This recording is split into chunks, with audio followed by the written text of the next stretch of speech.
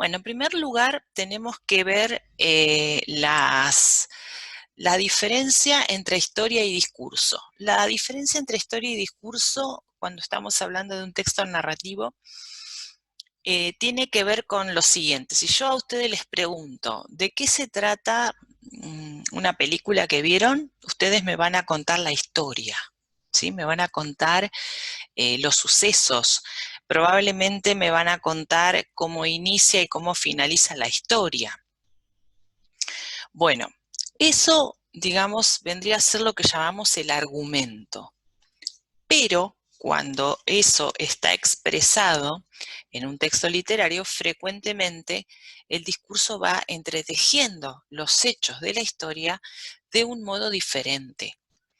Y ese discurso tiene que ver con la elección del narrador, de la voz narradora. La voz narradora elige el orden, cómo nos va a presentar esos hechos, cómo nos va a presentar los personajes, con qué procedimientos va a hacer avanzar esa historia. Entonces, la historia es lo que yo puedo sintetizar si digo de qué se trata una narración.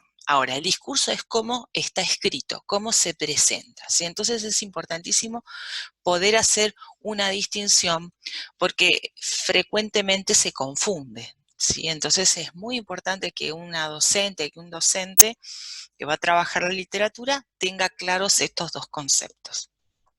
Ahora, dentro de lo que es el discurso, ¿cómo hago avanzar la narración? Porque la narración tiene que ver con encadenar hechos, encadenar sucesos y hacer avanzar una historia, ¿sí? Después vamos a ver los modos en los que se puede organizar el tiempo, que es uno de los recursos. Pero es importante que ustedes distingan que hay tres procedimientos básicos para hacer avanzar el relato, que son los siguientes: la narración, la descripción y el diálogo. La narración es la explicitación de los hechos. Cuando yo voy explicando, la voz narradora va explicando y narrando lo que ocurre, es decir, las acciones que se llevan adelante en el caso de los personajes o los sucesos que ocurren. La descripción es cuando el narrador, la voz narradora, explica cómo es algo, cómo es un personaje, cómo es un lugar o una situación. La descripción nos permite recuperar información, porque supongamos que la primera descripción que aparece en un cuento podría ser que nos hablan de una ciudad devastada, ¿sí? Una ciudad donde están los edificios quemados, donde los árboles están carbonizados. Bueno, ya con esa descripción el lector puede reconstruir que en ese lugar o hubo un incendio, o explotó una bomba, o ocurrió una guerra. Es decir, no hace falta que me diga la voz narradora que hubo una guerra o que hubo una explosión, sino que lo hace a través de la descripción. Y la otra manera en la que avanza el relato es con el diálogo, porque cuando los personajes están dialogando, el lector va infiriendo lo que ocurrió, lo que va a ocurrir o lo que está ocurriendo. Es decir, que no únicamente va a estar la voz narrativa presentándonos los hechos, sino que también como lectores los vamos a recuperar a través de estos procedimientos también, que son la descripción y el diálogo. Otra distinción importante que seguramente conocen, pero que nunca está de más recordar, es la diferencia entre autor y narrador. El autor es el nombre de la persona que escribió el texto, es decir, quien tuvo a cargo la idea y bueno, presentó el texto, es decir, es el nombre de quien aparece en la portada, junto con el título del libro. Pero el narrador es una figura del texto, es decir, que ese escritor tuvo que crear una voz narrativa para poder presentarnos la narración y poder hilar todos estos procedimientos de narración, descripción y diálogo. Entonces, que yo diga eh, el nombre del autor cuando hablo del texto y digo, por ejemplo, Graciela Montes nos presenta la ciudad de Florida. No, no es Graciela Montes la que nos está presentando la, la ciudad o el barrio de Florida. Es la voz narradora, ¿sí? Podemos decir el narrador, la narradora o la voz narrativa, pero de ningún modo confundir autor y narrador, porque como bien les digo, el narrador es una voz creada por el autor para presentarnos el discurso. Puede coincidir o no con la primera persona, puede ser de tercera persona, o puede haber polifonía, que ya lo vamos a ver un poquito más adelante, que es la polifonía. ¿Qué es la mirada del narrador? Bueno, es cómo el narrador se ubica ante los hechos. Entonces, ahí tenemos la famosa focalización externa, que es también llamada el narrador omnisciente, que es quien nos presenta los hechos sin involucrarse en los mismos. Es decir, como si los viera desde arriba, digamos, ¿no? Así al modo de un dios.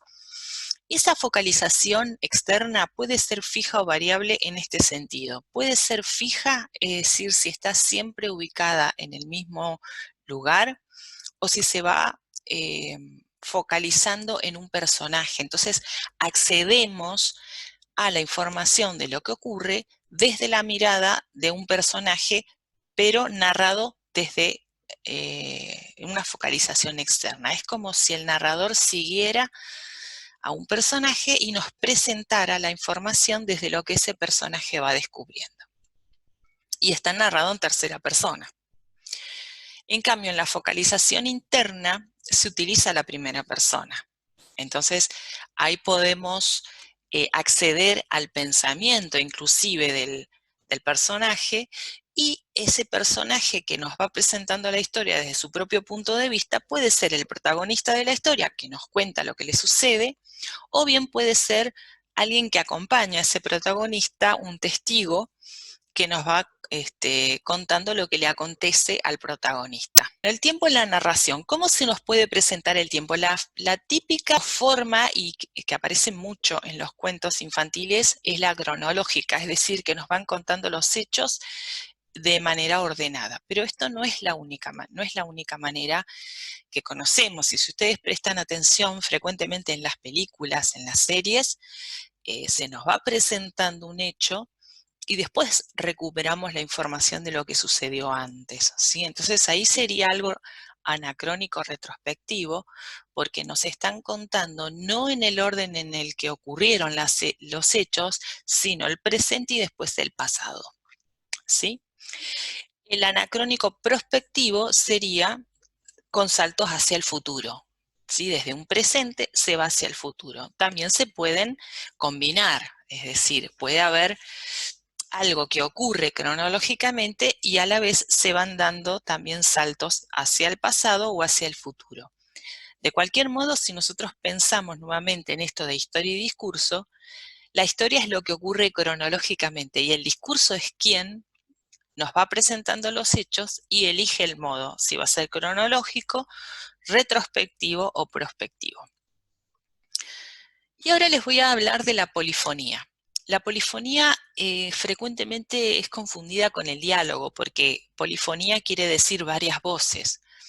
Cuando nosotros decimos diálogo, diálogo también significa dos logos, palabras. Es como que dos, porque mínimamente dos personas necesitamos para dialogar, una que escucha y otra que contesta, y esos roles se van intercambiando. Eso es un diálogo. Y los personajes frecuentemente intercambian esas informaciones en diálogos. Pero la polifonía es cuando cambia la voz, pero no la voz de los personajes, sino la voz narrativa. Entonces una voz narrativa polifónica es aquella que va cambiando por ahí su focalización, su punto de vista, o aparece un intercambio de narradores. Entonces puede darse que una persona, un personaje cuenta un punto de vista, desde su punto de vista algo, y luego aparece otra voz y nos damos cuenta que es otro narrador. Eso es la polifonía. No es muy frecuente en los textos de literatura infantil, sin embargo hay un ejemplo muy lindo en el texto El sol es un techo altísimo. Ese es un texto muy hermoso, muy lindo, porque nos está contando una misma historia desde el punto de vista de diversos personajes, desde una niña, desde un niño que es el hermano, desde la paloma y también desde el punto de vista narrativo, que el narrador es el que nos presenta al final la historia completa para que saquemos nuestras conclusiones. Pero previamente nos fue presentando, y se los recomiendo a ese texto, los hechos de diferente manera.